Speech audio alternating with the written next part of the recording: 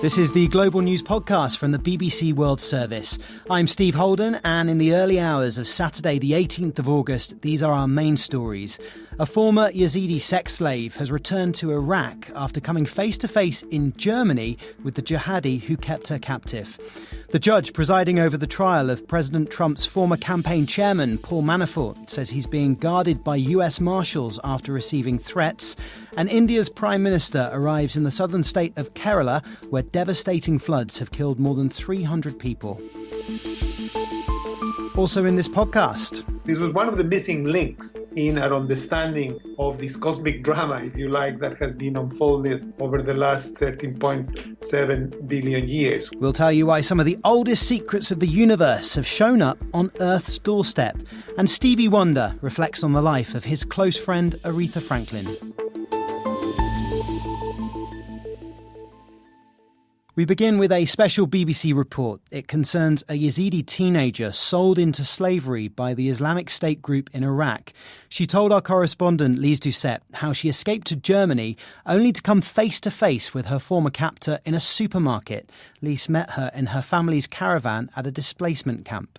When the Islamic State group swept into northern Iraq as well as Syria in 2014, they carried out some of the worst crimes the world has ever seen.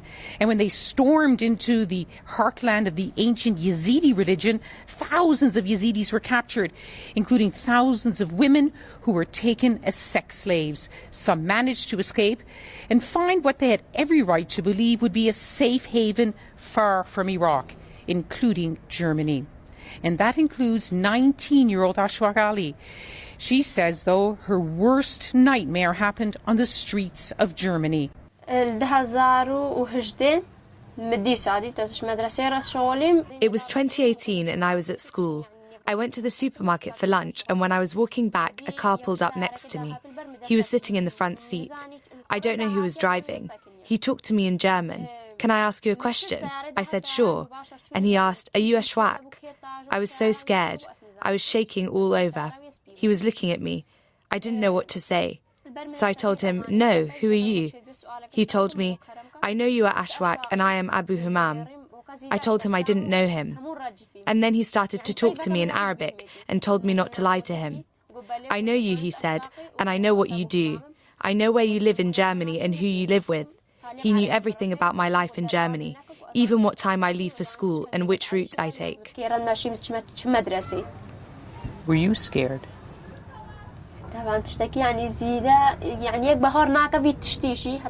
Of course I was scared, and no one would believe it who hasn't been through it. I'm telling the truth, and I'm not the only one this has happened to. I've heard lots of Yazidi girls who had survived ISIS and who are now living in Stuttgart saying the same thing happened to them. They were wrong when they put all of us Yazidi survivors of ISIS in one place. If anyone went to the passport office and asked for my name and address, they would get it.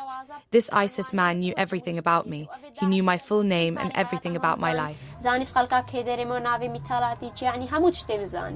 Well, it is known that some people with links to extremist groups managed to slip into Germany along with genuine refugees. And we do know that there are investigations underway in Germany into people with those alleged links. When we contacted the German Federal Police, they said that Ashwaq had contacted them, but they weren't able to confirm with certainty the man's identity.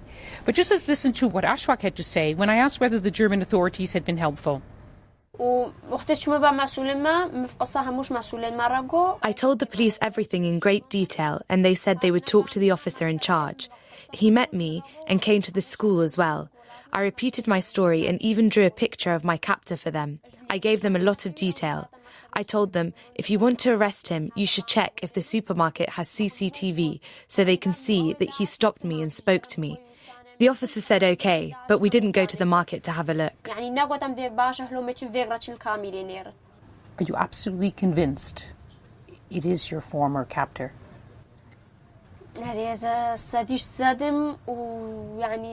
I'm 100% sure it was him. If they had only looked at the CCTV camera, they would have seen him.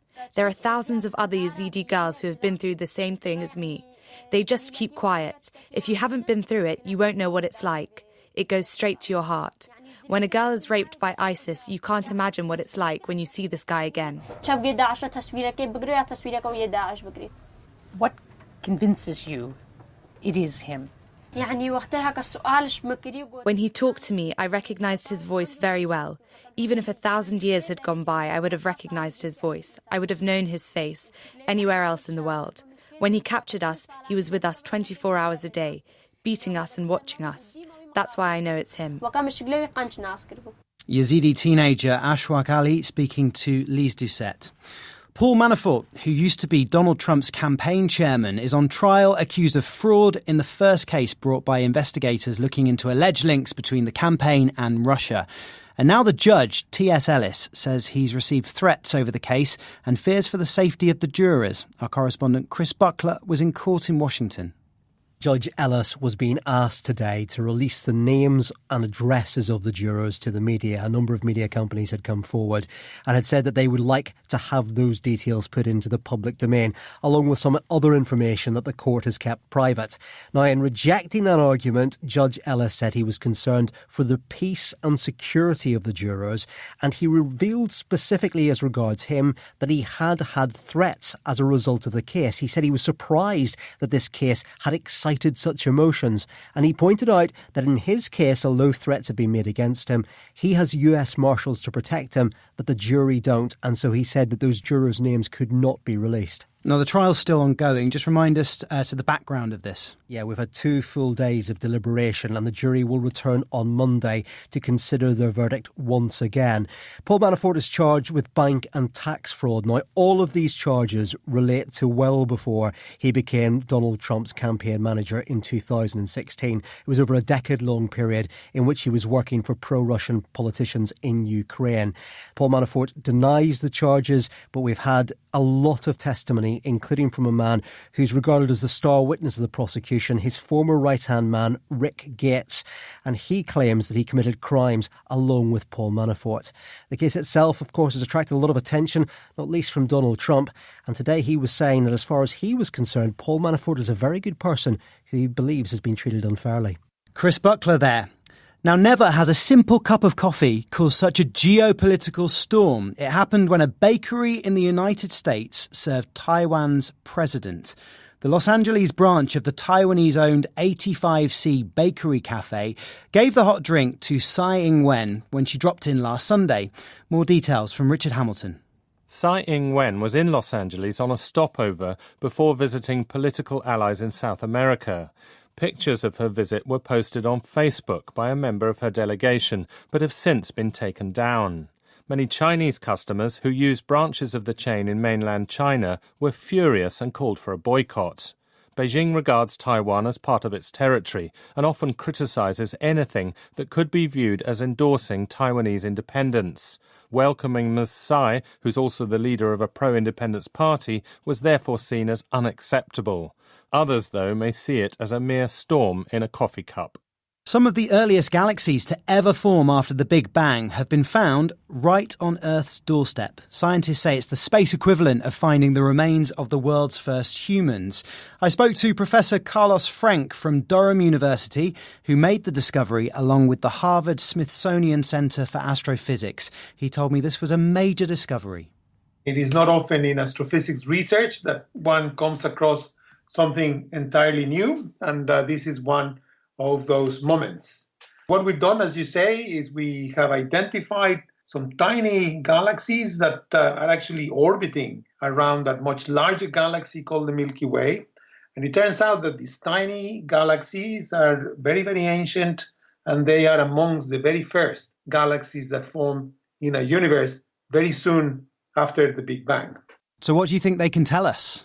Well, these are relics of this very early phase of the formation of structure. We know that the early universe, the Big Bang, was a very simple entity. There was nothing much there really to talk about, just radiation and particles. But soon after the Big Bang, things began to happen. And these things that began to happen, which, by the way, are driven by the action of dark matter, then gradually took that simplicity of the early state and turned it into the complex and beautiful universe in which we live today, full of billions of galaxies, stars, planets, and people. And what we see in these ancient galaxies that we have identified is the very beginning of that process. So it's just immensely exciting, and it tells us a lot about how our universe evolved. This was one of the missing links in our understanding of this cosmic drama, if you like, that has been unfolded over the last 13.7 billion years. And what's funny is this is a case of something that was staring us in the face the whole time. It's so close. Oh, yes, absolutely. And I mean, it's not a coincidence that they're so close, because these galaxies are so puny that they can only be seen, even with the largest telescopes in the world, if they're just right up against our nose, which of course is an astronomical nose.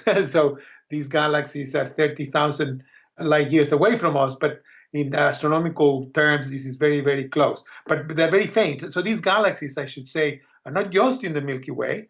They're all over the universe, but we could only see them close to us. That was cosmologist Carlos Frank. There have been so many tributes over the last 24 hours to the Queen of Soul, Aretha Franklin, who died on Thursday at the age of 76. One of her closest friends was the musician Stevie Wonder. Like her, he was a child prodigy who sang in church and went on to become one of the greatest voices in soul music, as well as a leading figure in the civil rights movement.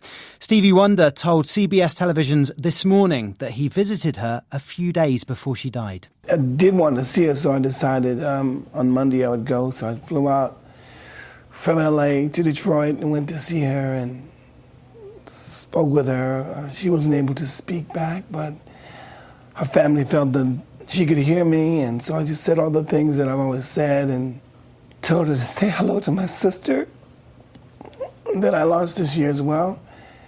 And so the voices I remember most in my life would be Dr. King, her voice, and her father, Reverend Franklin. And she believed, I think, that most of all she was doing God's work, and she was. She brought joy to a lot of lives, and she will, her voice and the essence of her will long live all of us that are here right now. I love you, Aretha, and that's a forever thing. I'm too emotional to think about any singing right now.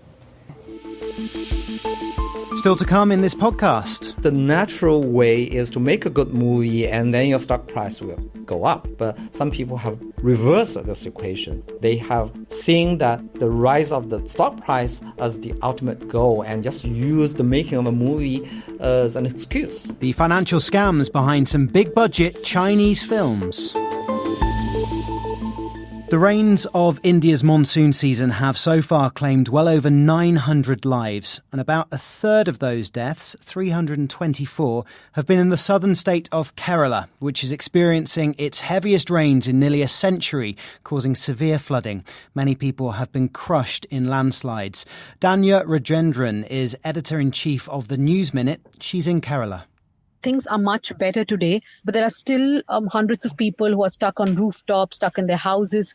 They've not been rescued yet. This is primarily because access roads have been cut off in a few districts, so only boats can go to these places. And there are places where hundreds, 200, 300 people are stuck together. And so it is difficult for the helicopters or even the boats to rescue them. So what the Indian Navy has been doing today is that they've been airdropping food and water packets, but they've not been able to rescue all those people. We're getting a lot of distress messages from at least 4 to 5 pockets of the state, which still has considerable water levels. The water levels have been receding, but there are a couple of places where it has not come down. There is quite a bit of water, which is the reason why the rescue operations are taking time. Tom Jose is Chief Secretary of Kerala State. He spoke to Julian Marshall from the commercial capital, Kochi. Folks tell me that they've experienced these kind of rains way back in 1924.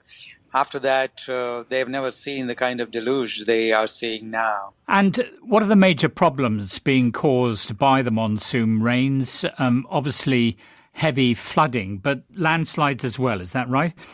That is correct. We have had somewhere around 324 major landslides.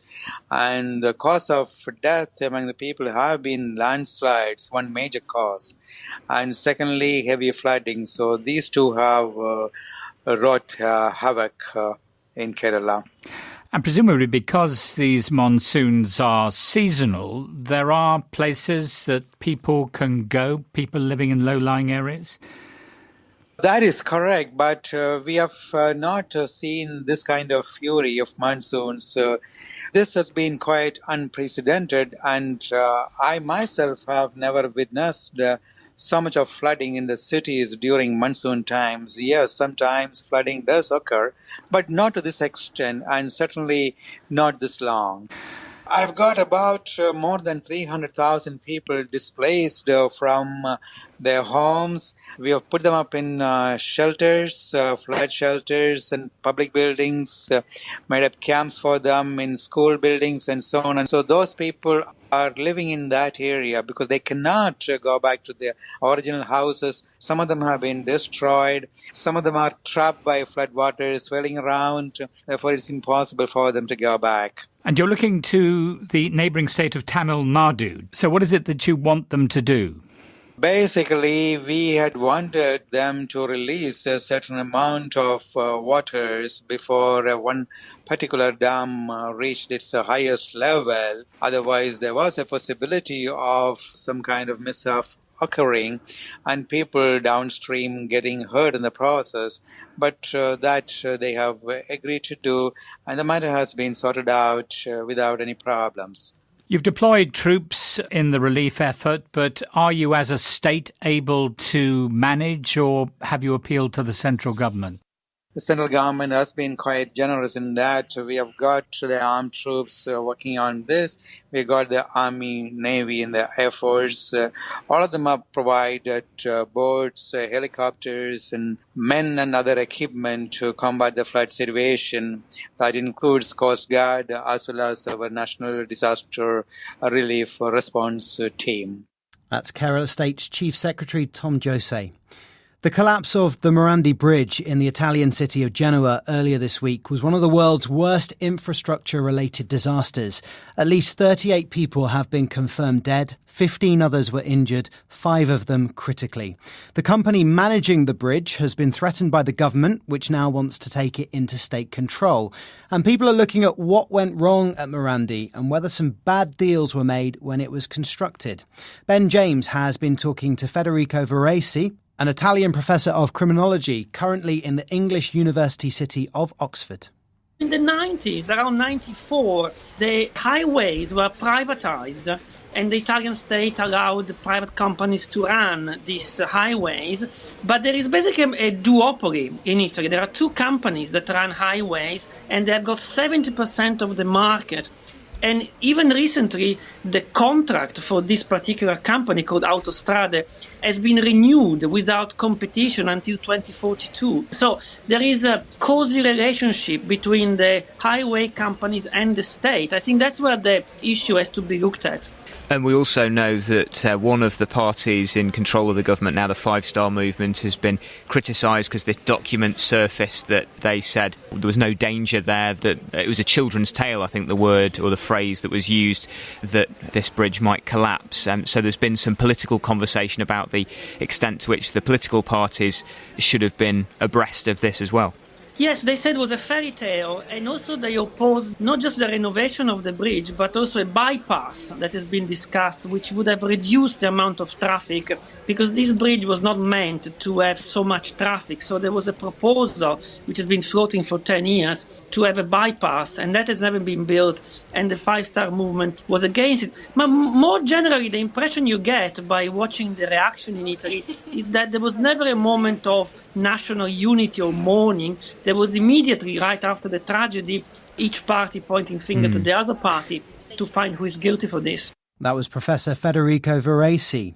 President Trump has accused city officials in Washington of inflating the cost of a military parade he'd called for.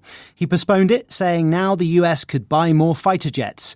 The reported estimates for the event had tripled to more than $90 million. The president has said he will instead attend a celebration in Paris in November to mark the end of the First World War. This from our North America editor, John Sopel. It was after Donald Trump visited Paris last year and stood alongside President Macron for the Bastille Day parade down the Champs-Élysées that he returned to the US with the idea that Washington should host a military procession too. It brought charges this was a vanity project. Mr. Trump said it would lift the spirits of the country. But the only thing that was really rising was the cost of holding it. And so today the idea was abandoned for this year, with the president blaming the city authorities in Washington for charging too much, and the Democrat mayor of the capital firing back, saying that she'd made the reality TV star president aware of the realities of cost. That there should be name-calling and mudslinging is predictable. But the more important intervention came from the American Legion, the biggest body in the US representing former servicemen and women. They said the money would be better spent on giving troops and their families the best care possible. John Sopel. Now, you're out for a romantic evening meal, maybe just the two of you. You settle down for some nice food, a relaxing ambience, and then you're put next to a table full of children. Now, if that strikes a chord, then you may support one German restaurant which has decided to ban younger diners after 5 p.m. It blames their bad behaviour. Our Berlin correspondent Jenny Hill has the story. With its cheery red-tiled roof and green-painted window frames, Omar's Küche, or Granny's Kitchen, looks every inch the family restaurant. Its owner, however, has had quite enough of his younger patrons. Rudolf Markel, who's 65, says that children have ruined what should be a relaxing experience for other diners. He's described youngsters smashing wine glasses, throwing food and pulling tablecloths from other people's tables. Mr. Markel was further angered by unrepentant parents who insulted his staff when they tried to intervene. It got worse every year. When parents arrived, they left their responsibility at the door. Our employees were expected to look after the children. That's not their job. From now on, no one under the age of 14 can dine at Granny's Kitchen in the evenings. It's a decision which has triggered furious debate in a country where children are, for the most part, welcome in restaurants. A defiant Mr. Markel, who says he likes children, said he'd have made it a completely child-free zone, were it not for what he says are the many well-behaved youngsters who've also come through his doors. The Chinese cinema audience will soon be the world's largest. Hollywood studios are already going to great lengths to tap into that enormous market, adding Chinese scenes to high-action blockbusters, choosing Chinese stars, and even shooting in a certain way to get past the Chinese regulators. Local Chinese movies are also reaping significant returns. But at what cost? Stephen McDonnell sent this report from Beijing.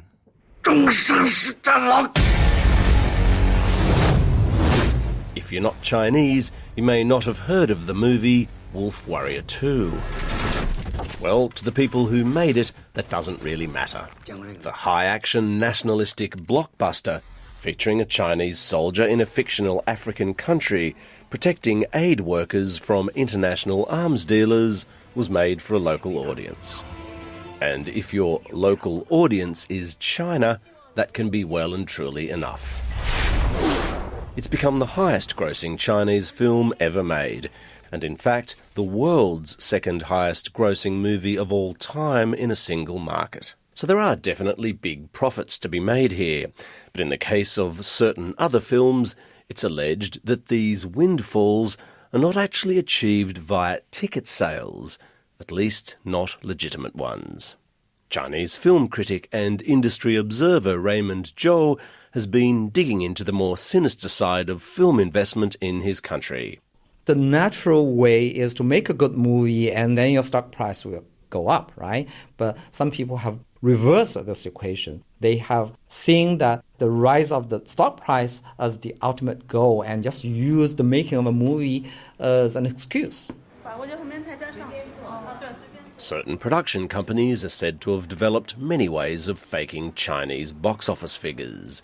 You can apparently buy out entire late-night screenings for a film that will register as full houses, but which are in reality entirely empty theatres. Regulators have been catching on to this, so producers started just buying all the bad seats across many hours of screenings. Yet the authorities have now worked out that if a showing is kind of empty in the middle, and for some reason all the seats around the walls have been purchased, something must be amiss. If box office manipulation has been a broad problem with the Chinese film industry, you might wonder if it's always worth it financially. How many hundreds of thousands of seats would a company need to buy to boost the figures enough to make a difference to its own stock price? Well, what if the cinema chain is also an investor? It can just sell itself the phantom tickets for free. Cinema journalist John Papish is an expert on the Chinese box office and says considerable conflicts of interest in this country would be illegal in, say, the United States. An owner of an exhibitor can also distribute their own movies and use their cinemas as a launching pad. They can manipulate the number of screenings. Oftentimes the third-party ticketing apps, they also have their hands in the promotion of the film, so they can push a film that they have an interest in, that they have invested in themselves. In some ways, the corruption of China's film industry has been a symptom of its very success. Again, Raymond Zhou. Sometimes when you have too much money, it can create problems. And that's exactly the case with China's film industry. Usually, industry will complain of lack of funding, but China's film industry has so much hot money flowing into it that even the motive of making a movie is not pure anymore. Raymond Zhou ending that report from Stephen McDonnell. And that's all from us for now, but there will be an updated version of the Global News Podcast later. And if you want to comment on this podcast or all the topics covered in it, you can send us an email. The address is globalpodcast@bbc.co.uk. I'm Steve Holden. Until next time, goodbye.